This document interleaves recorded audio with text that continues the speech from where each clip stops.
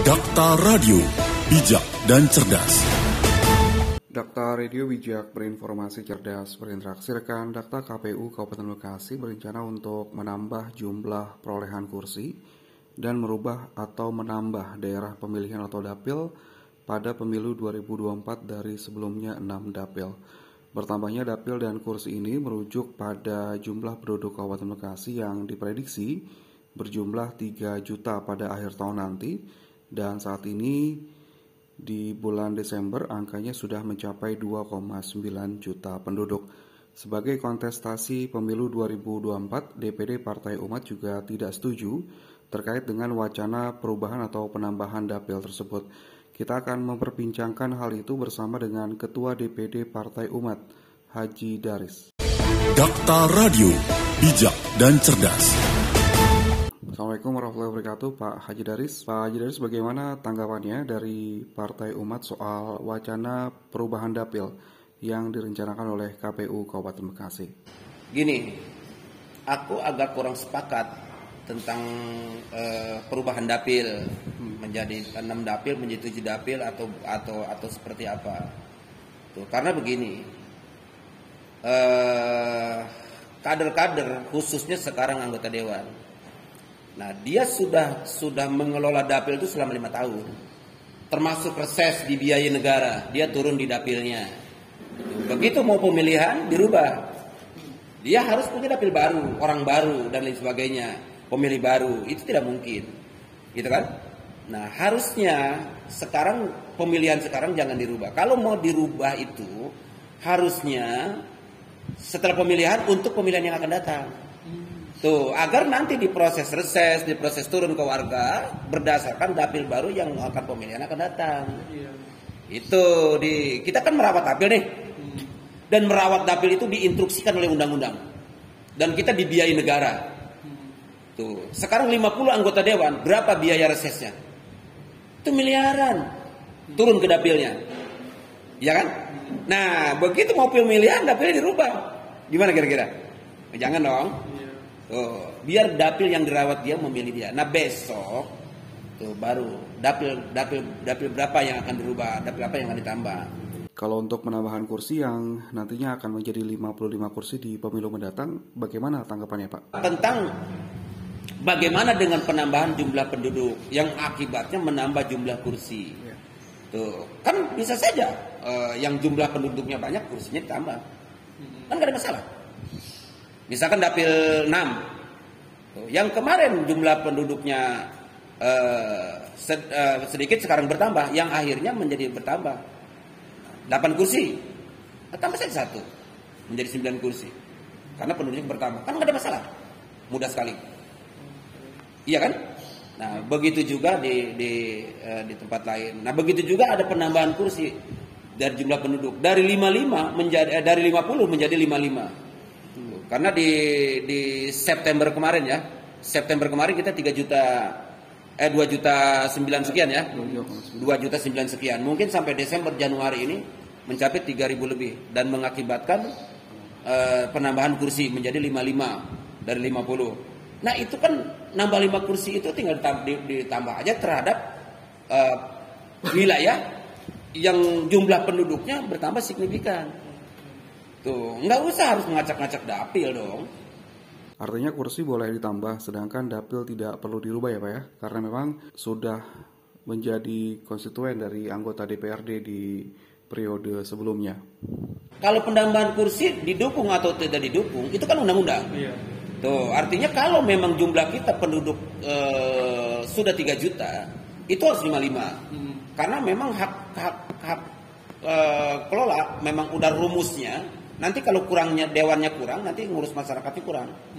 Dan itu udah rumus. Jadi harus 55. Nah, 55 itu tinggal ditambahkan di mana wilayah yang signifikan bertambah penduduknya, maka tambahlah kursi di situ. Tuh. Misalkan yang kemarin 8 kursi, ya tambah 1 aja 9. Iya dong. Nah, 1 kursi itunya berapa? 20.000 misalkan. Tinggal tambahkan 1 kursi. Kalau aku enggak usah jadi berantakan dapil yang harusnya tadinya kesini jadi kesini, itu kan malah nambah rumit, terutama binaan. Gitu. Aku misalkan sudah membina di dapil A 3 tahun, 5 tahun bahkan. Misalkan tiba-tiba dapilnya dirubah. Kesian dong. Tuh. Nah, pas begitu mau pemilihan, nongol ke kampung baru, nongol ke kecamatan baru, nongol ke orang baru.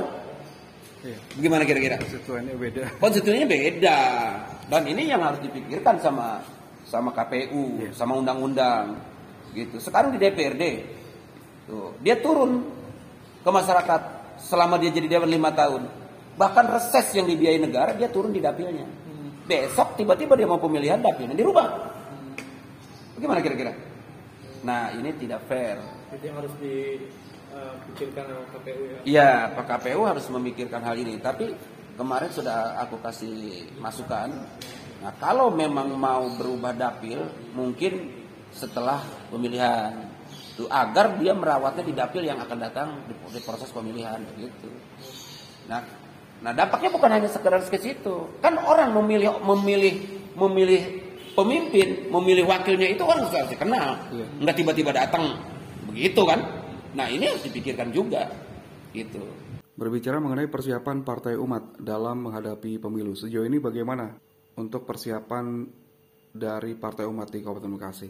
Kalau itu udah siap lah kita untuk menjadi salah satu peserta pemilu. Kita tidak akan menjadi sekedar penggembira, sekedar peserta. Nah, tapi aku yakin kita akan finish terdepan. Aku yakin kita akan juara. Aku udah janji loh.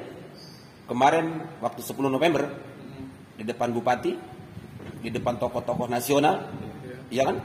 Di depan tokoh-tokoh Bekasi, aku sampaikan, aku akan mengalahkan partai-partai besar, termasuk partainya Pak Bupati. Ingat gak? Iya kan?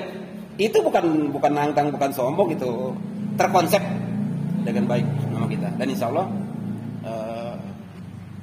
sampai hari ini walaupun kita belum membuka tentang pencalonan, nah kita sudah banyak yang mendaftar. Insya Allah di setiap dapil tokoh-tokoh sudah banyak yang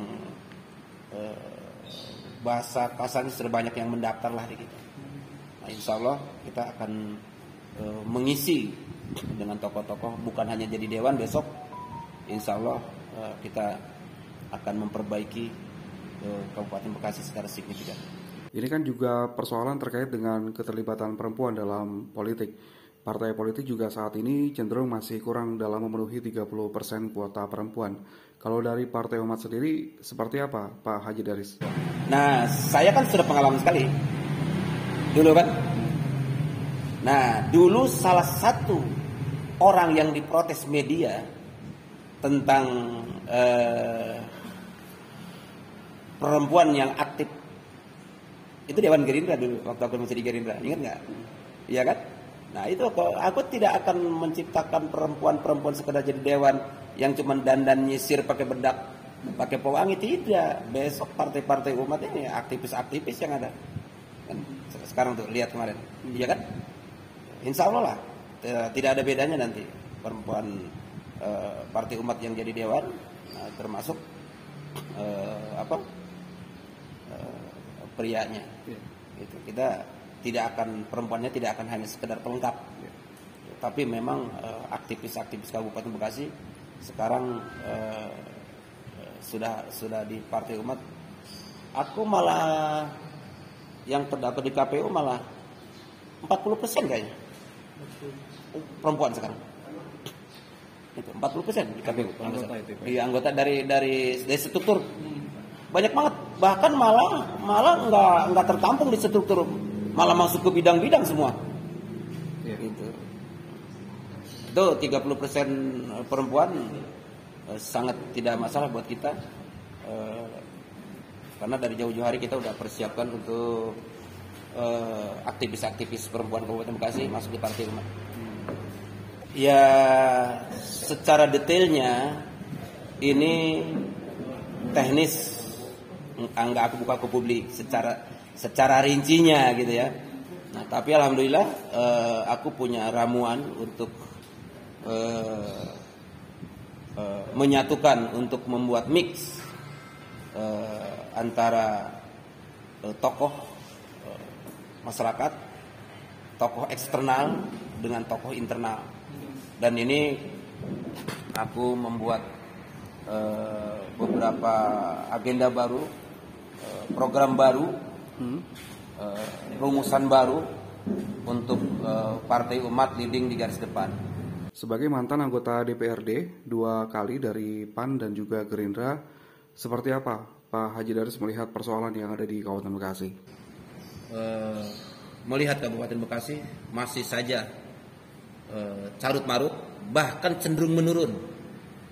Nah, aku bisa bilang Kabupaten Bekasi ini menurun. Contohnya dari APBD aja, itu kan menurun. Artinya kesejahteraan Kabupaten Bekasi menurun dong. Iya. Dari berapa ke berapa? Iya, dari waktu aku dulu sudah 7 triliun lebih. Sekarang udah 7 triliun kurang. Udah 6,5 sekian, turun dong. Iya. Nah, dari anjloknya itu pertanda yang nyata tuh, bahwa pengelolaan Kabupaten Bekasi bukannya meningkat, potensi meningkat, faktanya menurun. Itu. Nah, ini tidak bisa dibantah lagi. Gitu kan? Belum lagi koordinasi-koordinasi yang terputus tuh antara pemerintah daerah dengan pengusaha misalkan, yang seharusnya dampak kawasan industri ini bisa sangat dinikmati oleh publik, oleh masyarakat kita. Nah, tapi faktanya kan hampir 8-90% tidak menikmati tentang hal itu. Betapa susahnya anak cucu kita mau kerja, betapa susahnya anak cucu kita pengen sehat, betapa susahnya anak cucu kita mau sekolah. Nah, kalau ini seperti kita diam di antah berantah di hutan belantara, tidak ada pemerintah dan lain sebagainya, gitu kan? Nah, jadi aku yang sudah mau pensiun, aku tertarik untuk hal ini. Ya, akhirnya akulah setelah dipilih-pilih, nah, semua dari partai-partai baru maupun partai lama yang punya khas istimewa, bukan sekedar berpolitik, tapi ada nilai perjuangan, itu Partai Umat. Makanya aku terima pinangan Pak Amin Rais untuk aku memimpin Partai Umat tingkat kabupaten. Berkaitan dengan kepemimpinan di Kabupaten Bekasi yang saat ini dipimpin oleh PLT Bupati Bekasi Ahmad Marzuki, apa yang menjadi catatan terkait dengan proses pemerintahan yang saat ini tengah berjalan? Kalau saran ke Marzuki aku ada. Nah, aku berharap dan menyarankan agar Marzuki menjadi Bupati Bekasi yang baik, yang tidak asal-asal, yang tidak hanya ingin tenar, tapi dia ingin punya watak membangun Bekasi yang begitu pluralis ya, sudah dari manapun, dari dunia gitu, yang tidak mudah gitu kan. Nah, jadi kalau menanggapi tentang kinerja belum bisa, karena dia baru berapa hari. Kita harus bantu, kita harus dorong bahwa bupati ini agar bisa membangun, jangan hanya bisa menghujat tuh, tapi kasihlah program-program yang bisa dia membangun. Cuman berapa hari sekarang baru ya, belum juga berapa lama, konsepnya aja, mikirnya aja berapa gitu kan. Gitu. Kita kasih waktu beberapa saat untuk dia membuat konsep agar kedepannya bisa membangun Bekasi. Gitu. Yang jelas kalau mau kita tanggapi dari beberapa bupati yang sudah ada, itu tidak ada yang bisa membangun Bekasi. Tuh, bahkan ini hari ini yang ditinggal Eka, kita cukup semrawut ya. Itu dari mana Bupati Eka sampai 11 kepala dinas itu kosong, PLT. Termasuk sekda, PLT, wakil bupati tidak mau diberesin, sampai akhirnya dia meninggal. Dari bupati sampai kepala dinas Kabupaten Bekasi itu kosong dalam kepemimpinan Eka. Iya dong? Betul. Ini fakta dong, bukan aku ngomongin almarhum nih. Iya dong? Begitu juga zaman nenek, tidak ada pembangunan yang ada ini kan dibangun oleh swasta. Jadi tugasnya banyak nih ya pemerintah. Banyak sekali sekarang. Kita kurang puskesmas, kita kekurangan ruangan rumah sakit, kita kekurangan ruangan sekolah. Kita yang paling standar aja kita kurang bangku sekolah. Pantas nggak sih Kabupaten Bekasi kekurangan bangku sekolah? Masuk di akal nggak sih? Nggak masuk di akal. Coba. Itu sekalinya ada duit malah dibikin WC ratusan, malah daripada kan aneh-aneh aja nih. Baik Pak Haji Daris, terima kasih sudah berbincang dengan Dakta. Assalamualaikum warahmatullahi wabarakatuh. Dakta Radio bijak dan cerdas. Rekan Dakta, itu tadi perbincangan kami dengan Ketua DPD Partai Umat Kabupaten Bekasi, Haji Daris, yang sudah kami rekam sebelumnya, memperbincangkan mengenai wacana perubahan dapil dan kursi di Kabupaten Bekasi dalam pemilu di tahun 2024.